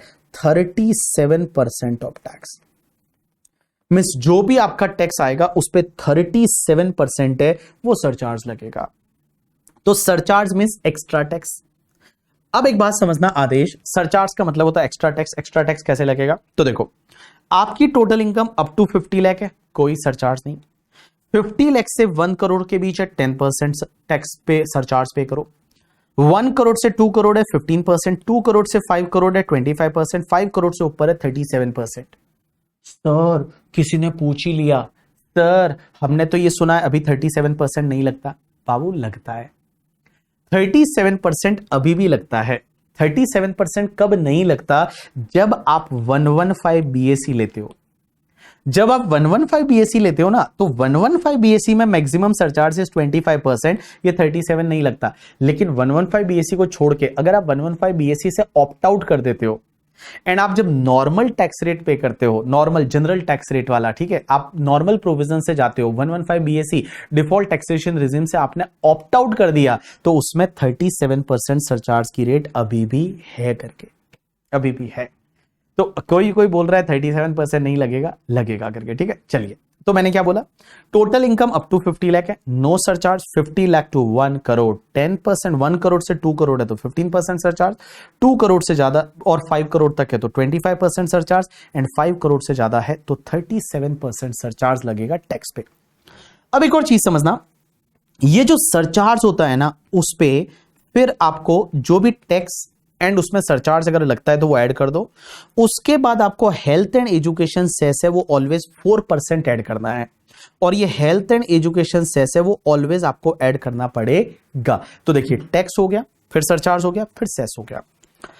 अब आपका डाउट ये रहेगा कि सर टैक्स तो था ही था भाई, 10 लाख से ऊपर जितना भी आप इनकम कमाते हो उस पर 30% आप टैक्स पे कर ही रहे हो, तो फिर ये सरचार्ज की क्या जरूरत? इन्होंने बोला अगर आप 50 लाख से ज्यादा इनकम कमा रहे हो तो आपको सरचार्ज मींस एक्स्ट्रा टैक्स और पे करना पड़ेगा। सर लेकिन निर्मला सीतारमण जी ऐसा भी तो कर सकती थी कि यहां सरचार्ज की रेट 25-37% करी, इससे ज्यादा अच्छा होता स्लैब रेट ही बढ़ा देते ना। अगर स्लैब रेट ही बढ़ा देते, अगर स्लैब रेट ही बढ़ा देते तो बेटर होता ना। स्लैब रेट बढ़ा देते तो हमको ऐसी स्लैब रेट दे देते कि चलो भाई 10 लाख तक जो है वो आपका 30%, 10 लाख से लेके 50 लाख तक 30%, फिर 50 लाख से लेके और 1 करोड़ तक आपका मान लो यहां 35%, फिर कर दो यहां 40%, ऐसा कर देते ना। लेकिन ऐसा अच्छा नहीं लगता ना। फिर आप लोग क्या बोलते पता है? आप लोग क्या बोलते पता है? आप लोग ये बोलते अरे इंडिया में देखो टैक्स 40% लग रहा है, 42% लग रहा है, 43% लगता है। लोगों को ऐसे थोड़ा दिक्कत आता ना, तो चुपके से इन्होंने क्या किया? सरचार्ज बढ़ा दिया। चुपके से इन्होंने क्या किया? पर सरचार्ज बढ़ा दिया उन्होंने चुपके से। ये सरचार्ज पहले मैक्सिमम सरचार्ज है वो 15% ही हुआ करता था, ये 25% एंड 37% वाला सरचार्ज है, ये 2019 में हमारी निर्मला सीतारमण जी लेके आई थी। 2019 वाला जो बजट हुआ, देखो जब बजट इलेक्शन के बाद होता है आपका इसमें नुकसान ही होता है, जैसे इस बार शेयर मार्केट के कैपिटल गेन पे नुकसान हुआ एंड ऑल। तो उन्होंने उस टाइम पे ये सरचार्ज लाया था तो लोगों को ऐसे दिखे नहीं ना कि टैक्स रेट ज्यादा लग रही है।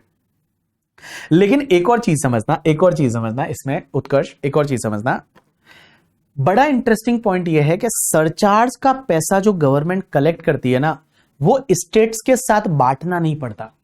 जो इनकम टैक्स का पैसा है, मतलब जो ये टैक्स ले रहे हैं, जो ये स्लैब रेट से वगैरह जो टैक्स आता है, ये टैक्स के पैसे में से उनको स्टेट के साथ में बांटना पड़ता है।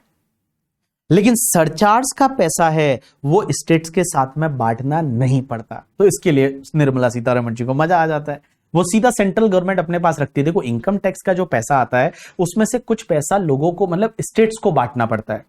अगर महाराष्ट्र से इनकम टैक्स कलेक्ट हो रहा है तो महाराष्ट्र का कुछ शेयर होता है, महाराष्ट्र को देना पड़ता है वो टैक्स। ऐसे ही अगर तमिलनाडु से इनकम टैक्स कलेक्ट हो रहा है तो तमिलनाडु को कुछ शेयर देना पड़ता है। But guys when it's comes to the surcharge ना, सरचार्ज पूरा अपनी सेंट्रल गवर्नमेंट हड़प जाती है करके, ठीक है, किसी के साथ शेयर नहीं करना पड़ता। क्योंकि आप एक बात समझिए, इस बार का जो अभी पार्लियामेंट में आप सेशन देख रहे थे, राघव चड्ढा का जो मैं बोल रहा हूं, राघव चड्ढा ने यह भी जिक्र किया था कि ये गवर्नमेंट क्या करती है, सरचार्ज की रेट बढ़ा दी इन्होंने, और सरचार्ज के थ्रू ये पैसा लेती है जिससे कि स्टेट को शेयर ना करना पड़े, और ये सेंट्रल गवर्नमेंट के फंड में पूरा जाता है, ये स्टेट के साथ शेयर नहीं होता। नॉर्मल इनकम टैक्स है वो स्टेट के साथ शेयर होता है करके, ठीक है। अब एक और चीज समझना, यहां हेल्थ एंड एजुकेशन सेस, देखो एजुकेशन सेस होता है ना, वो सेस का देखो टैक्स का यूज कहीं भी हो सकता है। जो ये टैक्स है सरचार्ज है, इसका यूज कहीं भी हो सकता है। मींस उसका यूज है वो मिलिट्री में हो सकता है, रेल में हो सकता है, मींस किसी भी फैसिलिटी के लिए हो सकता है। बट गाइस जो सेस लिया जाता है ना, उसका यूज सिर्फ एंड सिर्फ उसी स्पेसिफिक पर्पस के लिए होगा। तो देखो अगर यहां हेल्थ एंड एजुकेशन सेस है तो इसका यूज जो है वो हेल्थ पे होगा एंड एजुकेशन पे होगा, बस। ये पैसे को गवर्नमेंट और कहीं खर्च नहीं कर सकती, सिर्फ हेल्थ पे खर्च करेगी, एजुकेशन पे खर्च करेगी। इसके अलावा हमारी गवर्नमेंट ये पैसे को और कहीं पे भी खर्च नहीं कर सकती, हेल्थ एंड एजुकेशन सेस को। बाकी जो ये क्या बोलते हैं अपना टैक्स का पैसा है, सरचार्ज का पैसा है, वो कहीं भी यूज हो सकता है। चलिए अब एक चीज समझना, एक इंटरेस्टिंग सी बात आती है यहां पे, ऑल पीपल पे अटेंशन। जब ये मैं बोल रहा हूं कि निर्मला सीतारमण जी ने बोला कि आपकी इनकम 2 करोड़ से ज्यादा है, अप टू 5 करोड़ है, तो 25% टैक्स पे सरचार्ज, मींस जो टैक्स होगा उस पे 25% एक्स्ट्रा टैक्स। अगर इनकम 5 करोड़ से ज्यादा है तो 37% एक्स्ट्रा टैक्स। अब एक चीज समझना, होता क्या है, ये जब 25% एंड 37% डाला, ये 2019 में डाला था निर्मला सीतारमण जी ने, और 2019 में जब ये 25% एंड 37% डाला ना, तो गाइस शेयर मार्केट नीचे आ गया। आप देखोगे उस टाइम पे जब ये 25% एंड 37% सरचार्ज लेके आए ना, तो इंडिया का जो शेयर मार्केट है वो वो नीचे आ गया उस टाइम। ये 2019 की बात है, जब जैसे ही 25% 37% सरचार्ज डाला तो शेयर मार्केट नीचे आ गया। शेयर मार्केट इसलिए नीचे आया क्योंकि उन्होंने बोला, लोगों ने, कि यार हम इंडिया में टैक्स जो भर रहे हैं वो तो भर ही रहे हैं, उसके ऊपर सरचार्ज, और वो भी 25% surcharge, 37% surcharge on the taxes, बहुत हाई है। लोगों ने इंडियन शेयर मार्केट से पैसा निकालना चालू किया, जो नॉर्मली एफआईआईज वगैरह थे, क्योंकि एफआईआईज वगैरह है ना, वो भी तुम्हारे एओपीबीवाई में आते हैं। अगर एफआईआई फॉरेन इंस्टीट्यूशनल इन्वेस्टर है, वो भी तुम्हारे एओपीबीवाई में आते हैं, मान लो। तो एओपीबीवाई में जो एफआईआईज वगैरह आते हैं, अगर वो कंपनी के फॉर्म में नहीं है उधर, और वो एफआईआई अगर एओपीबीवाई में आते हैं, तो उनको भी ये हिट करेगा ये सरचार्ज, 25% 37% सरचार्ज। वैसे का वैसे जो इंडिया के हाई नेटवर्थ इंडिविजुअल जो एचएनआईज है, एचएनआईज की मैक्सिमम इनकम शेयर मार्केट से होती है, और शेयर मार्केट से इनकम होती है, तो वहां पे भी ये हिट करेगा 25% 37%। और उसकी वजह से मैं बताऊं, 2019 में शेयर मार्केट जब ये अमेंडमेंट आया, निर्मला सीतारमण जी ने इसके लिए ऑर्डिनेंस लाया था। ऑर्डिनेंस तब लाते जब पार्लियामेंट सेशन में नहीं होती और कुछ अमेंडमेंट करना है, तो निर्मला सीतारमण जी ने ऑर्डिनेंस लाया था 2019 में, और ऑर्डिनेंस लाके ये चेंज किया था। और उन्होंने बोला कि 25% 37% सरचार्ज, लोगों को बड़ी दिक्कत आई। लोगों ने बोला नहीं, आप ये गलत कर रहे हो। निर्मला सीतारमण जी ने सुना, निर्मला सीतारमण जी बोलती है कि अगर आपका कोई भी शेयर मार्केट से लॉन्ग टर्म कैपिटल गेन होता है अंडर सेक्शन 112A वाला, अभी अपन ने देखा था कि long term capital gain 112A वाला जो होता है शेयर मार्केट से, या फिर आपका short term capital gain under section 111A जो कि शेयर मार्केट से होता है, या फिर शेयर मार्केट से आपको भाई सीधी सी बात है डिविडेंड मिलता है, यही तो इनकम हो सकती है शेयर मार्केट से। या तो लॉन्ग टर्म कैपिटल गेन होगा, या फिर आपका जो है वो क्या बोलते हैं शॉर्ट टर्म कैपिटल गेन होगा शेयर मार्केट से, या डिविडेंड मिलेगा, या फिर तुम्हारा कोई normal long term capital gain 112 वाला है, नॉर्मल 112 वाला है, जैसे प्रॉपर्टी बेचा, गोल्ड बेचा, उस पे long term capital gain and all. Guys ये जो इनकम है ये नॉर्मली स्पेशल रेट से टैक्सेबल होती है। स्पेशल रेट्स अभी अपन ने बताया था कि long term capital gain 112A है, वो या तो 10% से टैक्सेबल होगा या 12.5% से। Short term capital gain 111A 15% या 20%, बजट के बाद 20%। डिविडेंड है वो स्लैब रेट से टैक्सेबल होता है। एलटीसीजी है वो आपका पहले 20% से टैक्सेबल होता था, अब 12.5% से टैक्सेबल होता है। लेकिन उस पे जो टैक्स आएगा उस टैक्स पे इन्होंने बोला कि आपका मैक्सिमम सरचार्ज 15% ही हो सकता है, उससे ज्यादा नहीं हो सकता। मैक्सिमम सरचार्ज है वो आपका 15% ही हो सकता है इन इनकम, कितनी भी इनकम हो, कितनी भी हो, आपकी कितनी भी इनकम हो, एलटीसीजी 112 ए, एसटीसीजी 111 ए, डिविडेंड का इनकम, एलटीसीजी का इनकम, इस पे जो टैक्स आएगा उस टैक्स पे मैक्सिमम सरचार्ज आपका 15% ही लग सकता है, उससे ज्यादा सरचार्ज नहीं लगेगा।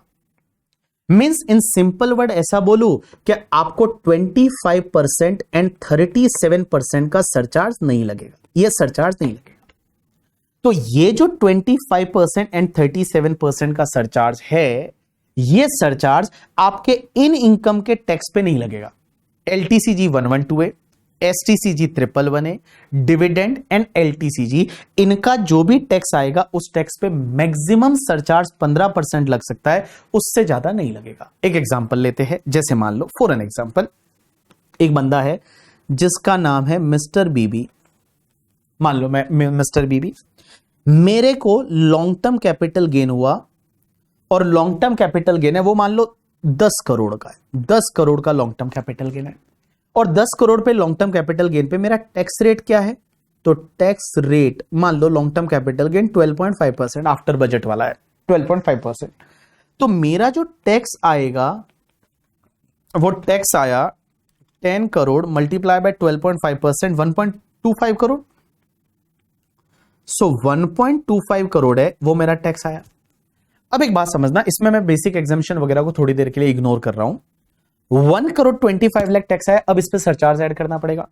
अब इस पे जब सरचार्ज ऐड करेंगे तो सरचार्ज कितना परसेंट ले, अभी तो हमने पढ़ा था यहां कि सरचार्ज की रेट क्या होती है। अगर आपकी इनकम अप टू 50 लाख है तो कोई सरचार्ज नहीं, अगर 50 लाख से 1 करोड़ है तो सीधा 10% सरचार्ज ऐड कर दो टैक्स पे। अगर 1 करोड़ से 2 करोड़ है 15% ऐड करो, वो 2 करोड़ से 5 करोड़ है 25% ऐड करो, 5 करोड़ से ज्यादा है 37% ऐड करो। तो यहां तो इनकम 10 करोड़ है ना, यहां तो आपकी इनकम 10 करोड़ है, तो उस पे तो आपका 37% सरचार्ज आना चाहिए टैक्स पे, बट ना बाबा ना। यहां बोला कि अगर लॉन्ग टर्म कैपिटल गेन 112 वाला शेयर मार्केट से, शॉर्ट टर्म कैपिटल गेन 111 वाला शेयर मार्केट से, डिविडेंड का इनकम एंड एलटीसीजी 112, इन चारों इनकम पे जो टैक्स आएगा उस पे मैक्सिमम सरचार्ज 15% का लगेगा, बस उस पे मैक्सिमम सरचार्ज है वो 15% ही लग सकता है, उससे ज्यादा नहीं लग सकता। तो एक बात बताऊं, यहां पे आपका सरचार्ज है वो सिर्फ 15% लगेगा, तो आपका 1 crore 25 lakh multiply by 15% comes to 18,75,000, और फिर ऐड करके जो इसको अपन ऐड कर देंगे it's comes to the 1 crore 43,75,000। फिर ऐड कर दो health and education cess at the rate 4%, तो ये ऐड करने के बाद आ जाएगा 14,95,000 है, 14,95,000 है, इतना आपका टैक्स। 1 करोड़ 49,50,000 है, इतना आपका नेट टैक्स आ जाएगा। 1 करोड़ 43,90,000 है उतना, 1 करोड़ 49,50,000 है। क्या बोल रहा हूं मैं यार, क्या बोल रहा हूं मैं, 1 करोड़ 20 प्लस 15% प्लस 4%, 1 करोड़ 49,50,000।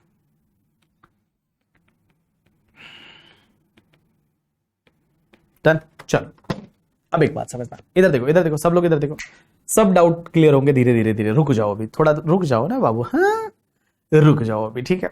चलो अब इधर देखो, सब लोग इधर देखना, वेरी इंटरेस्टिंग पार्ट। अब मैं जो आपको समझाने जा रहा हूं इस पे आप ध्यान देना, ठीक है। अब जो मैं आपको समझाने जा रहा हूं इस पे आपको ध्यान देना, ठीक है। इधर देखो, मैं एक एग्जांपल ले रहा हूं, 1 मिनट के लिए आप रिलैक्स हो जाओ, क्योंकि मैं थोड़ा ड्रॉ कर रहा हूं इसलिए।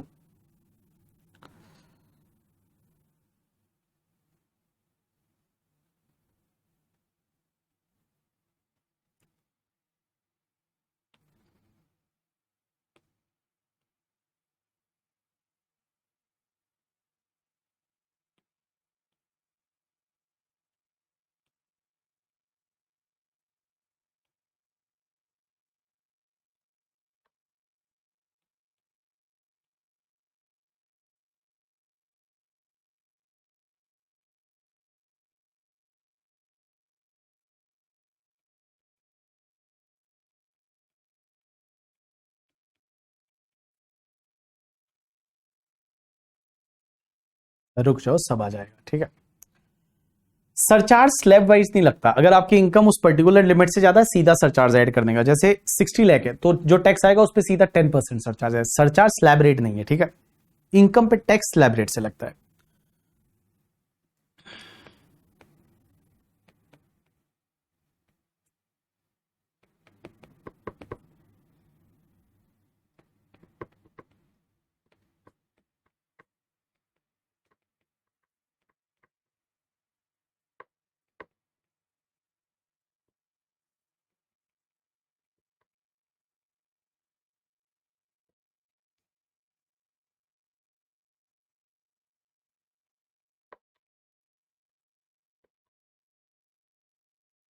चलो अब इधर देखो, सब लोग इधर देखो। कुछ भी नोट नहीं करना, सब मैंने नोट करके दे रखा है, आपको नोट नहीं करना है। आप इधर ध्यान दीजिए, देखिए सब लोग इधर देखो।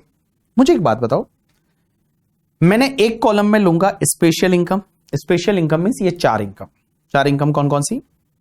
LTCG 112 A, LTCG 112, STCG 111 and dividend.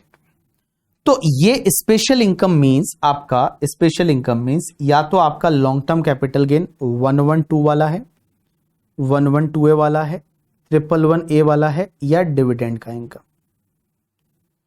ये तुम्हारी स्पेशल इनकम। एक मैं लूंगा अदर इनकम, ये हो जाएगी टोटल इनकम। आपको बताना है कौन सी इनकम के टैक्स पे सरचार्ज कितना आएगा। तो देखिए, सबसे पहली चीज, मान लो आपकी स्पेशल इनकम जो है, for an example that special income is 20 lakh and other income है वो 25 लाख है। मुझे बताओ आपकी टोटल इनकम 45 लाख हो जाएगी। टोटल इनकम 45 लाख हो जाएगी। अब मुझे एक बात बताओ, जब टोटल इनकम 45 लाख हो जाएगी तो मुझे एक चीज बताओ, क्या आपको सरचार्ज लगेगा या नहीं लगेगा? मुझे बताओ ना, सरचार्ज आएगा या नहीं आएगा? आपकी इनकम 45 लाख है, तो आपकी इनकम 45 लाख है, तो क्या सरचार्ज आएगा या नहीं आएगा? क्योंकि मैंने आपको क्या सिखाया, सरचार्ज कब आता है? When your income is more than 50 lakh up to 1 crore तो सरचार्ज 10% आएगा। 1 करोड़ से 2 करोड़ 15%, 2 करोड़ से 5 करोड़ 25%, 5 करोड़ से ज्यादा है तो 37%। तो इसका मतलब यह हुआ कि यहां पे आपका कोई भी सरचार्ज नहीं आएगा। जो तुम्हारी ये स्पेशल इनकम वाली है, स्पेशल इनकम पे जो टैक्स आएगा उस पे भी कोई सरचार्ज नहीं, और अदर इनकम पे जो टैक्स आएगा उस पे भी कोई सरचार्ज नहीं। दूसरा एग्जांपल, मान लो आपकी स्पेशल इनकम 45 लाख है, अदर इनकम 40 लाख है, तो टोटल मिला के हो गया 85 लाख। अब मुझे एक बात बताओ, जब 85 लाख हुआ टोटल इनकम, तो क्या सरचार्ज आएगा या नहीं आएगा? Your total income is 85 lakh, तो 85 लाख अगर तुम्हारा इनकम है तो सरचार्ज आएगा या नहीं आएगा? तो मैं बताऊं, यहां पे अगर आपका इनकम 50 लाख से ऊपर और 1 करोड़ तक है तो आपको 10% सरचार्ज तो आएगा ना। तो यहां पे आपका 10% सरचार्ज तो आएगा ना, क्योंकि आपको देखना है total income, and total income is 85 lakh. And when total income is 85 lakh, इसका मतलब आपको सरचार्ज आएगा, और सरचार्ज कितना आएगा? 10%। 10% आएगा। इसका मतलब आपका स्पेशल इनकम पे जो टैक्स आएगा उस पे भी सरचार्ज 10%, और अदर इनकम पे जो टैक्स आएगा उस पे भी सरचार्ज 10%। चलो यहां तक कोई दिक्कत नहीं। अब मान लो आपका स्पेशल इनकम 75 लाख है, अदर इनकम आपका 85 लाख है। तो देखो, ये 75, ये 85। मुझे एक बात बताओ, 75 85, तो 75 plus 85 it's comes to the 160, 1 crore 60 lakh हुआ। अब मुझे बताओ, 1 करोड़ 60 लाख हुआ तो आपकी टोटल इनकम 1 करोड़ 60 लाख है। तो 1 करोड़ 60 लाख मींस 1 करोड़ से 2 करोड़ के बीच है। 1 करोड़ से 2 करोड़ के बीच में है। तो 1 करोड़ से 2 करोड़ के बीच में है, तो यहां पे एक बात बताओ ना बाबू, 1 करोड़ से 2 करोड़ के बीच में तो 15% सरचार्ज आएगा। तो 15% दोनों पे आ जाएगा, दोनों के टैक्स पे 15%। मींस स्पेशल रेट्स वाली इनकम का जो टैक्स आएगा उस पे भी 15% और इस पे भी 15%। इस पे भी 15%, इस पे भी 15%। 15% तक कोई दिक्कत नहीं है, 15% तक कोई दिक्कत नहीं। अब एक बात समझना, नेक्स्ट इज वेरी इंटरेस्टिंग। मान लो मेरा स्पेशल इनकम जो है वो 1 करोड़ 50 लाख है। Special income is 1 crore 50 lakh. Other income है वो 2,30,00,000 है। अदर इनकम 2,30,00,000 है। अब मुझे बताओ आपका 150 प्लस 230, यहां दिमाग देने लगाना है। 150 plus 230 it's comes to the 380। तो आपकी जो टोटल इनकम है वो 380 है, 3,80,00,000। अब यहां पे कॉन्सेंट्रेट करना, यहां कॉन्सेंट्रेट करना। यहां टोटल इनकम 3,80,00,000 है, तो 3,80,00,000 है। इसका मतलब तो ये हुआ कि आपकी इनकम अगर 2 करोड़ से लेके 5 करोड़ के बीच है तो आपको 25% सरचार्ज आएगा। तो बाबू यहां क्या हमको 25% सरचार्ज लग जाएगा, क्योंकि आपकी इनकम तो 2 करोड़ से 5 करोड़ के बीच है, तो 25%। लेकिन गाइस अभी तो मैंने बताया कि LTCG, STCG, 111A, 1128 डिविडेंड का इनकम एंड 112, इन 4 इनकम पे मैक्सिमम सरचार्ज 15% ही आ सकता है। Maximum surcharge 15%। तो इनका जो टैक्स आएगा उस पे आपका मैक्सिमम सरचार्ज कितना आएगा? 15%। लेकिन आपकी जो अदर इनकम है, अदर इनकम कितनी बची? 2,30,00,000। ये अदर इनकम अपने आप में 2 करोड़ से ज्यादा है। तो गाइस अदर इनकम जो है उस पे आपका सरचार्ज, अदर इनकम के टैक्स पे सरचार्ज है वो 25% आएगा। अदर इनकम के टैक्स पे जो सरचार्ज है वो आपका कितना आएगा? 25%। अब एक चीज समझना, एक और चीज है, 1 मिनट बस, यहां पे गलती करोगे, यहां गलती करोगे। देखो अगर मान लो, अब इसका आंसर आप करोगे, मेरा जो स्पेशल इनकम है वो 1 करोड़ है, फॉर एन एग्जांपल। ये जो स्पेशल इनकम है वो 1 करोड़ है। अदर इनकम 1,70,00,000 है, 1,70,00,000 है। मुझे बताओ टोटल हो गया 2,70,00,000, टोटल हो गया 2,70,00,000, कितना सरचार्ज आएगा? एक बात बताओ, 1 करोड़ है वो स्पेशल इनकम है, LTCG, capital gain and dividend वाला, एंड जो अदर इनकम है वो 1,70,00,000 है। तो अब मुझे बताओ यहां कितना सरचार्ज आएगा?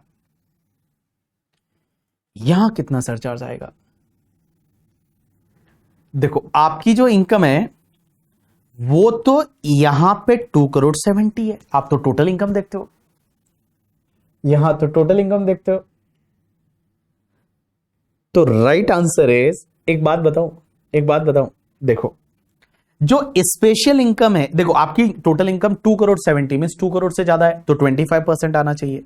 लेकिन गाइस आपके कैपिटल गेन और डिविडेंड वाले उस पे जो टैक्स आएगा उस पे मैक्सिमम सरचार्ज कितना हो सकता है? 15%। Maximum surcharge 15%। लेकिन अदर इनकम जो बचा उसके टैक्स पे क्या 25% सरचार्ज आएगा? Answer is no.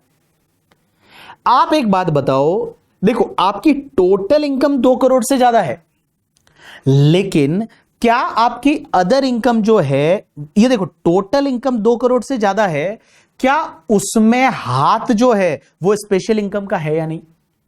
Means special income की वजह से ये 2 करोड़ से ज्यादा हो रही है? Answer is yes. तो बेटा जो बैलेंस इनकम जो है, जो बैलेंस इनकम या अदर इनकम है, उसके टैक्स पे सरचार्ज भी 15% आएगा।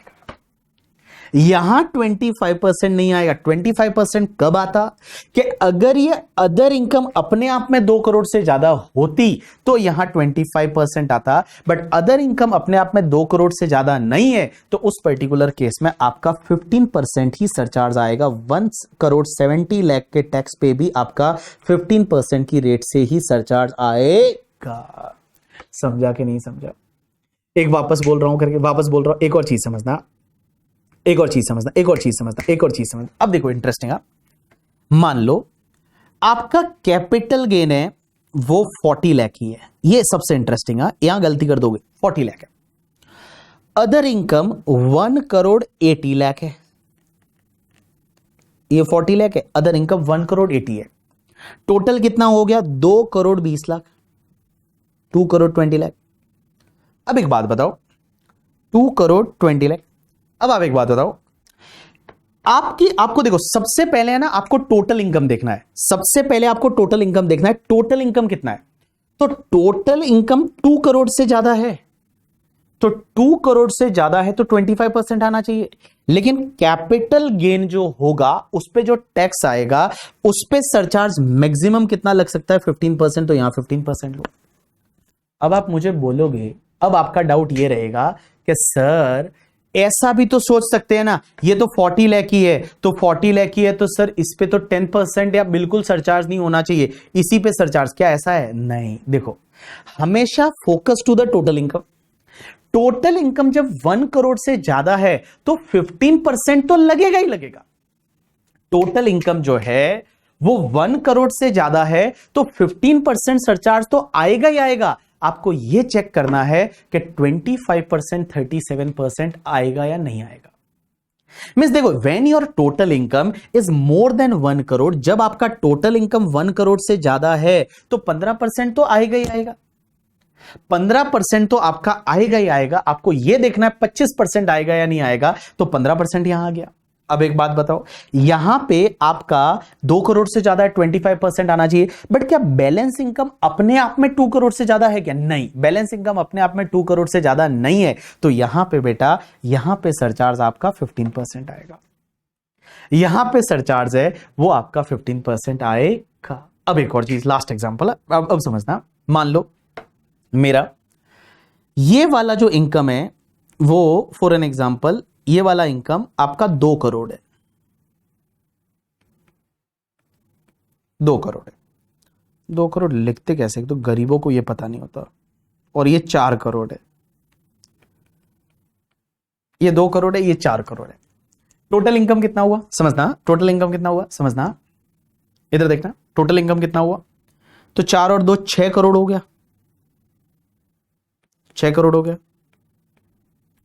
अब एक बात बताओ, 2 crore special income, 4 crore balance income, total income 6 crore. तो आप बोलोगे जस्ट 6 करोड़ है टोटल इनकम, 5 करोड़ से ज्यादा है, 37% होना चाहिए। बट नहीं, जो आपकी स्पेशल इनकम है उस पे मैक्सिमम सरचार्ज कितना आ सकता है? 15%। अब आप बोलोगे बैलेंस, तो आपको यह देखना है कि ये अदर इनकम क्या 5 करोड़ से ज्यादा है क्या? नहीं है। ये जो है बाबू, ये 5 करोड़ से ज्यादा नहीं है, बट 2 करोड़ से ज्यादा तो है। ये answer is yes.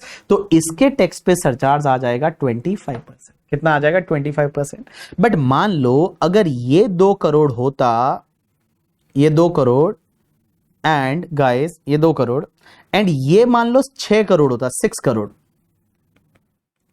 6 crore, total comes to 8 crore. Total comes to 8 crore. तो एक बात बताओ, यहां 8 करोड़, तो पहले वाले पे 15%, दूसरा वाला जो है, अब वो अपने आप में ये जो इनकम है, क्या ये 5 करोड़ से ज्यादा है? Answer is yes. तो यहां पे आपका कितना आ जाएगा? 37% सरचार्ज आएगा, tax on the balance income. तो देखो, स्पेशल इनकम के टैक्स पे मैक्सिमम 15%, बैलेंस इनकम अपने आप में 5 करोड़ से ज्यादा है तो 37%। अब एक और चीज समझना, एक और चीज समझना, लास्ट एग्जांपल। मान लो आपका कैपिटल गेन है, वो कैपिटल गेन 1 करोड़ 80 लाख है। Special income is 1 crore 80 lakh. 1 crore 80 lakh is a special income. Balance income is 45 lakh. अब आप मुझे बताओगे, मैं नहीं बताऊंगा, आप मुझे बताओगे। Special income is 1 crore 80 lakh, balance income is 45 lakh, total 2 crore 25 lakh. बताइए कितना सरचार्ज आएगा? सो मैं बोलू, एक बात बताओ,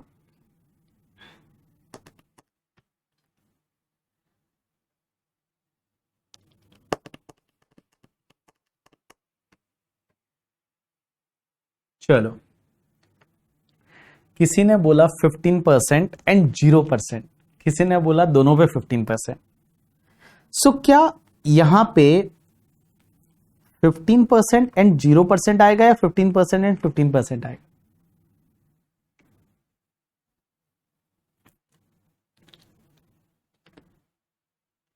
राइट आंसर इज, मैं बताऊं, यहां पे दोनों पे आपका 15% आएगा, दोनों ही जगह 15%। एक खजूर, जब तेरी टोटल इनकम 1 करोड़ से ज्यादा है तो 15% सरचार्ज तो आएगा ही आएगा। जब आपकी इनकम जो है वो टोटल इनकम, आपको देखने का टोटल इनकम में सब मिला के इनकम 1 करोड़ से ज्यादा है ना, तो 15% तो आएगा ही आएगा। आपको ये देखना है 25% 37% आएगा या नहीं आएगा।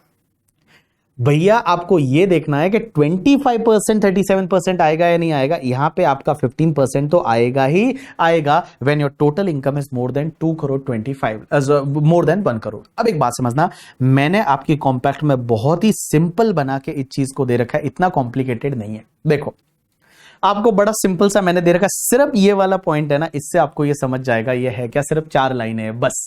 देखो आपको क्या देखने का, पहले इधर देखो, अब जो भी नहीं समझा 1 मिनट में इधर देखो, आप भी समझ जाएगा।